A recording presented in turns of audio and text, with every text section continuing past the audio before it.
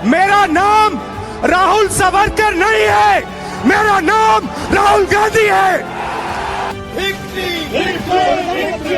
राहुल गांधी की सजा पर रोक, ऐसी जानकारी मिल रही है संजय। इस वक्त बहुत बड़ी खबर आ रही है, ब्रेकिंग न्यूज इस वक्त। Please subscribe our YouTube channel Bhiwanji Mirror. Press bell icon to get more notification. Follow on Facebook. Join with us on WhatsApp 7888161661. Welcome to Bhiwandi Mirror. मैं आमिर अंसारी। और आज सुबह से ही भारत के राजनीतिक गलियारों में कई सारी हलचलें मची हुई है, क्योंकि आप लोग जानते होंगे कि आज दिल्ली सुप्रीम कोर्ट ने कांग्रेस के एमपी और कांग्रेस के पूर्व प्रेसिडेंट राहुल गांधी की जो सदस्यता रद्द की गई थी उसे वापस बहाल करने के लिए कहा गया है। उन्हें जो सज़ा दी गई थी कि 2 साल के लिए उनका डिस्क्वालिफिकेशन हुआ था, उसके ऊपर आज दिल्ली सुप्रीम कोर्ट ने स्टे लगा दिया है।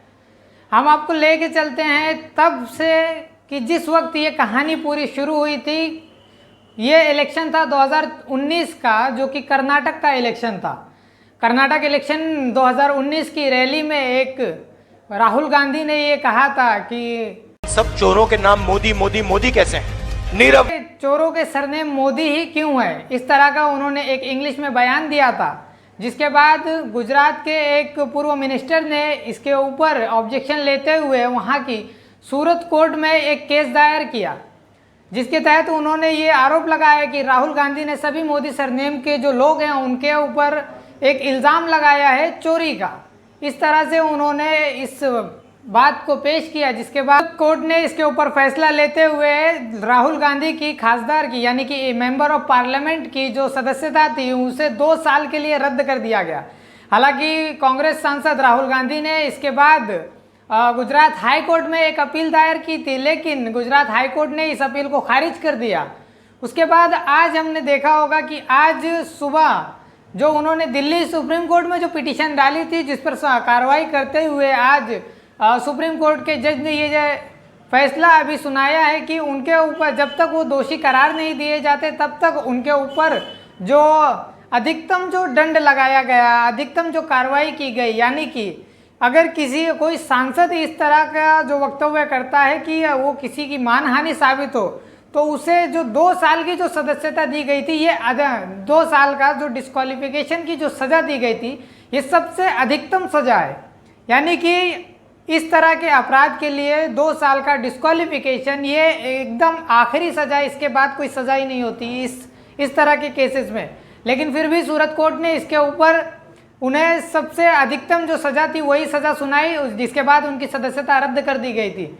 लेकिन अब बात यह आती है कि जब सुप्रीम कोर्ट ने उनकी जो सज़ा थी उस पर रोक लगा दी गई है, तो अब देखा जाए ये देखने की ज़रूरत है कि अब पार्लियामेंट के सेक्रेटरी कब उनकी सदस्यता वापस बहाल करते हैं। इसके ऊपर हम सभी लोगों की इस पर नज़र रहेगी। पूरा देश ये देखना चाहता है कि जितनी जल्दी उनकी सदस्यता रद्द की गई थी एक कोर्ट के ऑर्डर पर, तो अब सुप्रीम कोर्ट ने जब इस तरह का ऑर्डर दिया है कि उनकी सदस्यता पे जो रोक लगाई गई थी, उनका जो डिस्क्वालिफिकेशन था, उनकी सज़ा पर अब सुप्रीम कोर्ट ने जब स्टे लगा दिया, तो उनकी जो सदस्यता कितने देर में बहाल की जाती है, अब इसके ऊपर पूरे हिंदुस्तान की नज़रें गड़ी हुई है।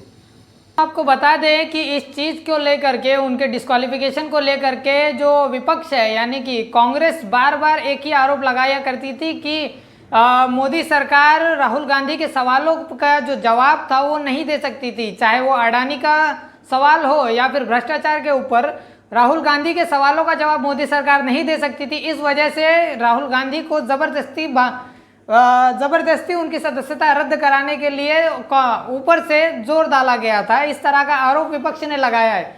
तो लेकिन अब ये देखना है कि जब राहुल गांधी की सदस्यता वापस बहाल की जा रही है, तो क्या फिर से राहुल गांधी अपने उसी अंदाज में नजर आएंगे?